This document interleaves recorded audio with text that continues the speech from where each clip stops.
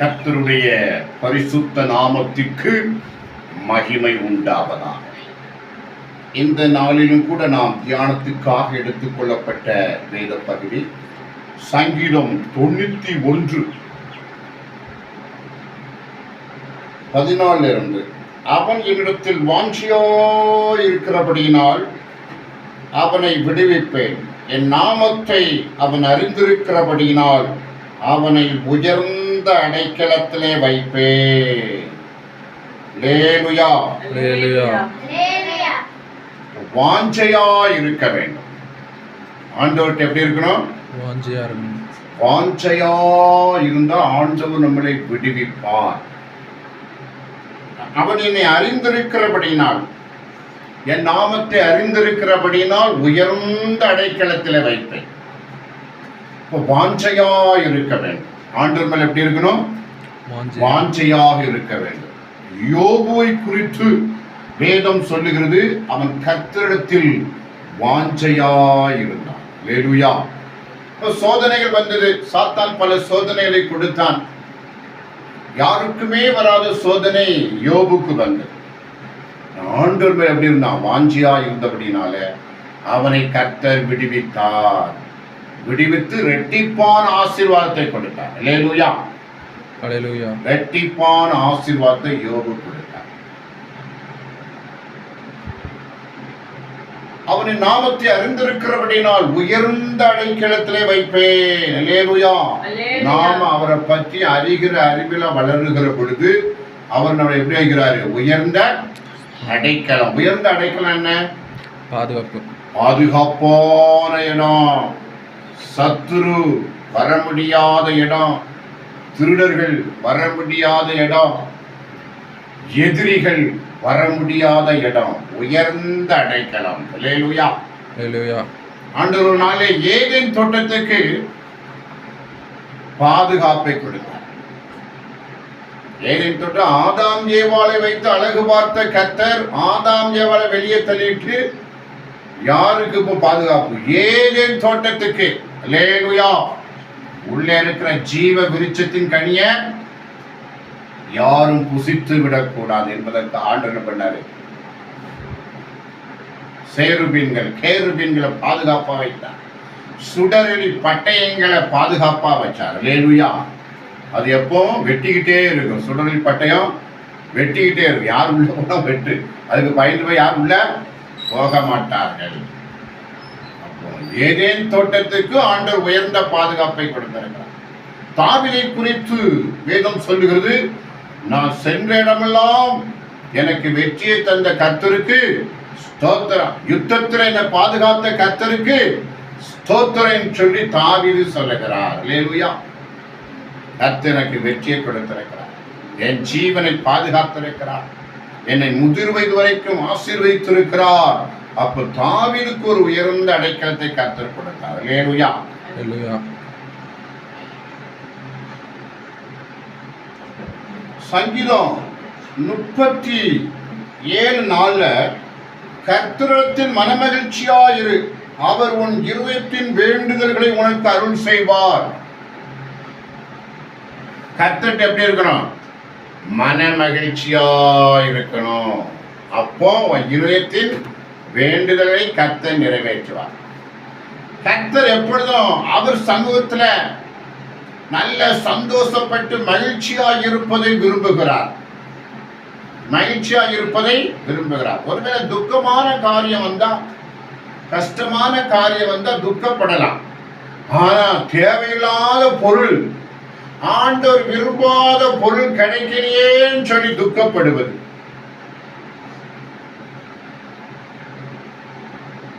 பெரிய மாளிகை வீடு கிடைக்கலைன்னு உட்கார்ந்து துக்கப்படுவது, இல்ல பணம் காசு கட்டுக்கட்டா என்கிட்ட இல்லையேன்னு சொல்லி துக்கப்படுவது, இல்லாட்டா தங்க கட்டிகள் கட்டி கட்டியா இல்லையேன்னு சொல்லி நினைத்து துக்கப்படுவது, இப்படி தேவையில்லாத துக்கம். அல்லேலூயா.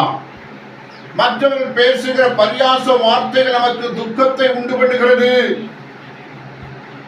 ஆனா அப்படியெல்லாம் துக்கப்படக்கூடாது. கர்த்தருடைய பிள்ளைகள் கர்த்தர் செய்த நன்மைகளை குறித்து கர்த்தரை துதித்து பாட வேண்டும். தேவையில்லாத துக்கப்பட்ட ஆண்டவரால நம்ம ஆசீர்வாதத்தை பெற முடியாது. கர்த்தரை துதித்து ஸ்தோத்தரித்து பாடி மகிழணும். அல்லேலூயா. நம்முடைய வீட்டை சந்தோஷமாக வைத்திருக்க வேண்டும். பரிசுத்தமாக நம்ம வீட்டை சுத்தமாக வைத்திருக்க வேண்டும். நம்ம இருதயத்தை பரிசுத்தமாக வைத்திருக்க வேண்டும். நாம சந்தோஷமா இருக்க வேண்டும். அல்லேலூயா. எப்பொழுது கர்த்தருடைய பாடல் சத்தம் நம்ம வாயில தொனிக்கணும்.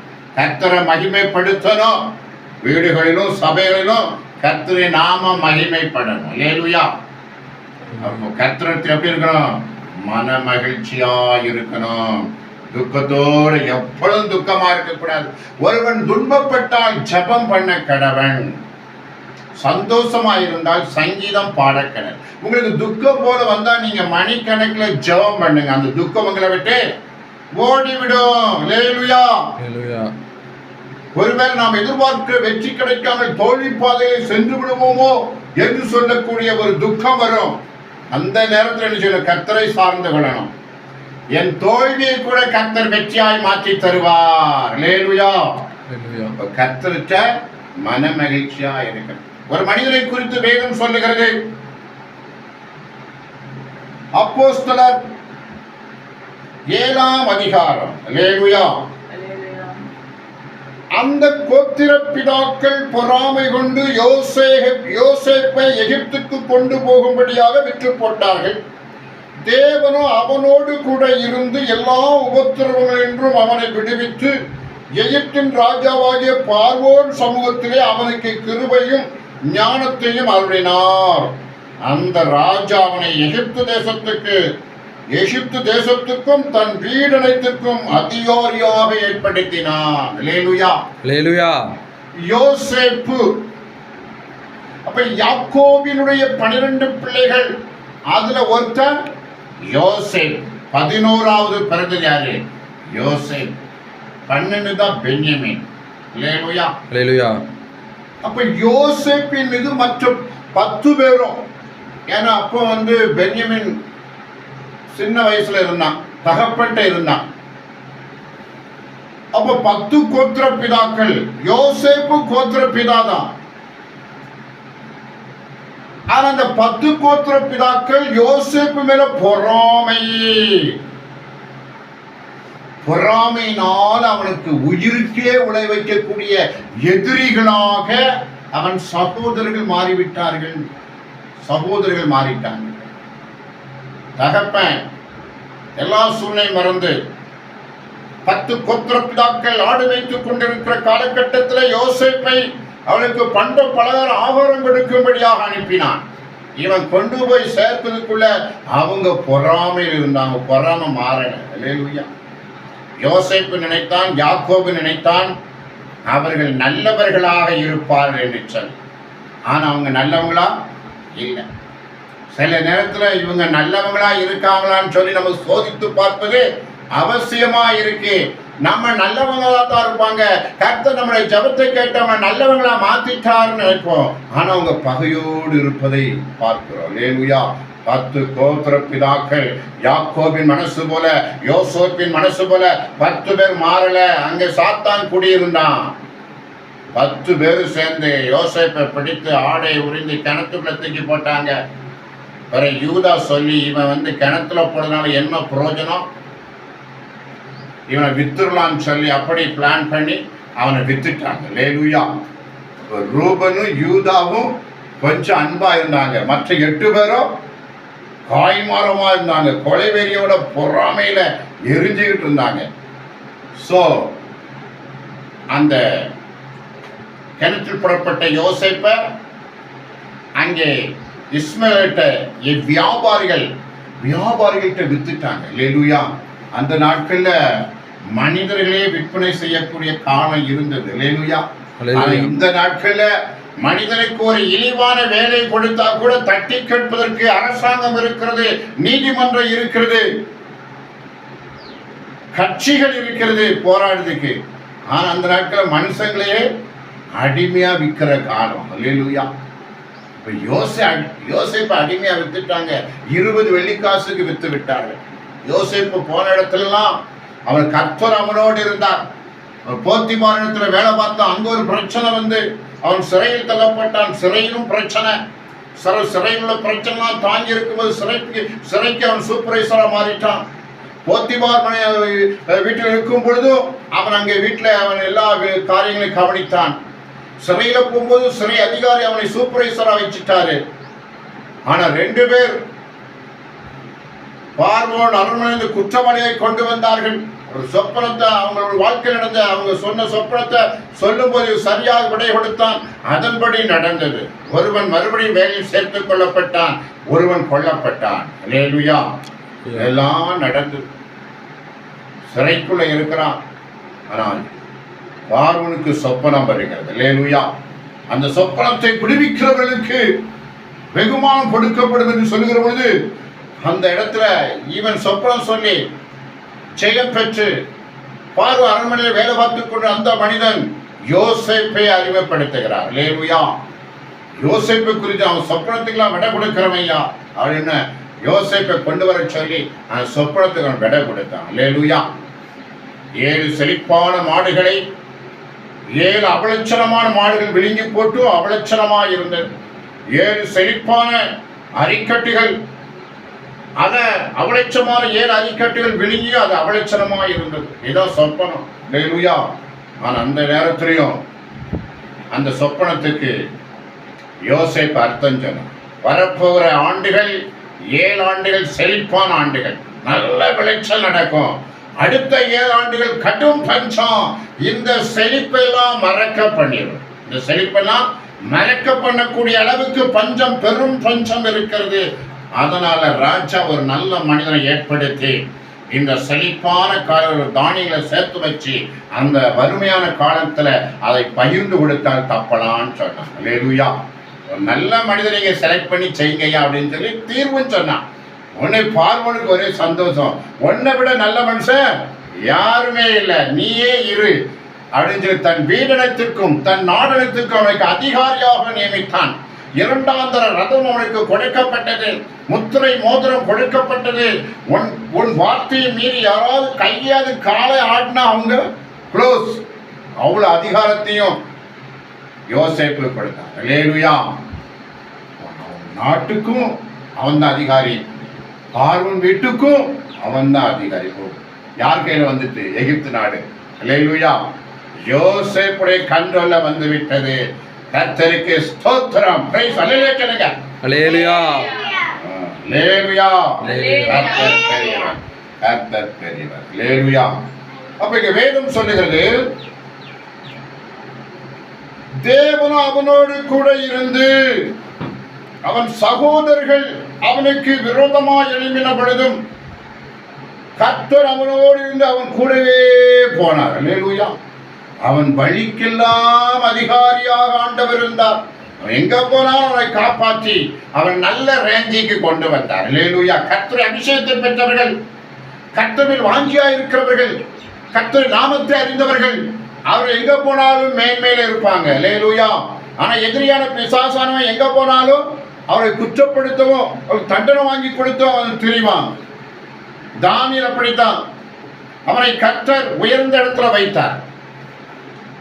பிரதானிகள்ல சூப்பர்னு பெயர் எடுத்தவன்.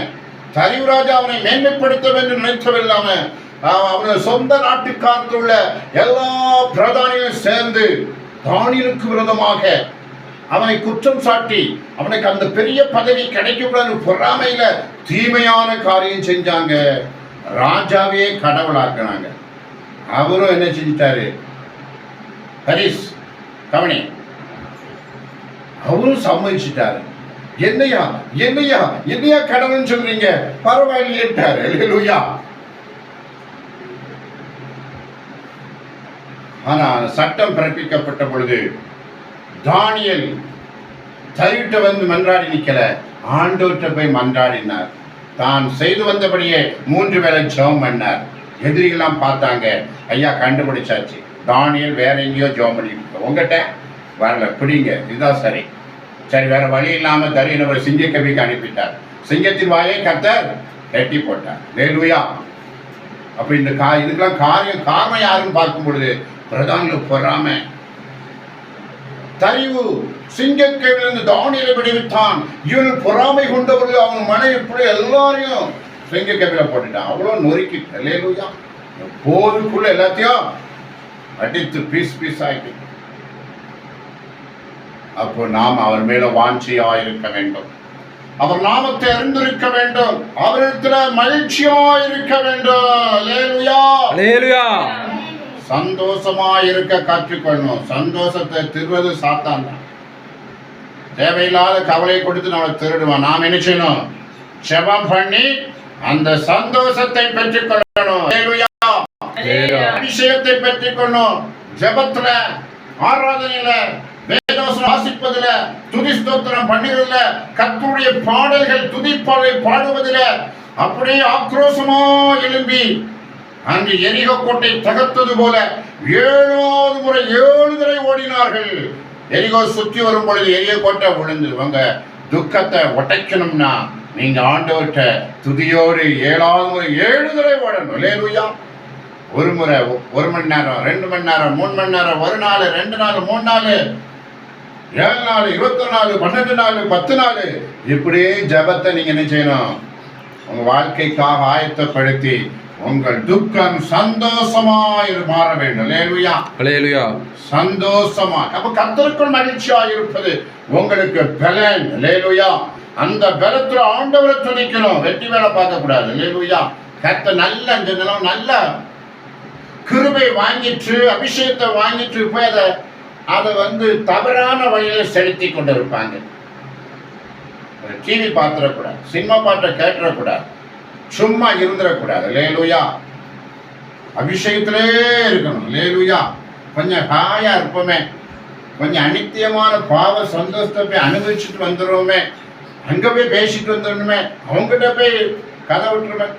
கதவு பேசுறது நல்லதுதான். அல்லேலூயா. உங்க அபிஷேகம் பயிரக்கூடாது. உங்க சந்தோஷம் போகிற அளவுக்கு உங்களுக்கு என்னக்கூடாது? தேவையில்லாத காரியத்தை இழுத்து போட்டு செய்யக்கூடாது. இப்ப கர்த்தருக்குள் மகிழ்ச்சியா இருப்பது உங்கள் பலன். கர்த்தருக்குள் மகிழ்ச்சியா இருந்தால் அவர் உங்களுக்கு எல்லா தேவையும் சந்திப்பார். உங்களை கர்த்தர் ஆசீர்வதிப்பார். அல்லேலூயா. கர்த்தர் நாம இந்த வசனத்தை ஆசீர்வதிப்பார். ஆமென்.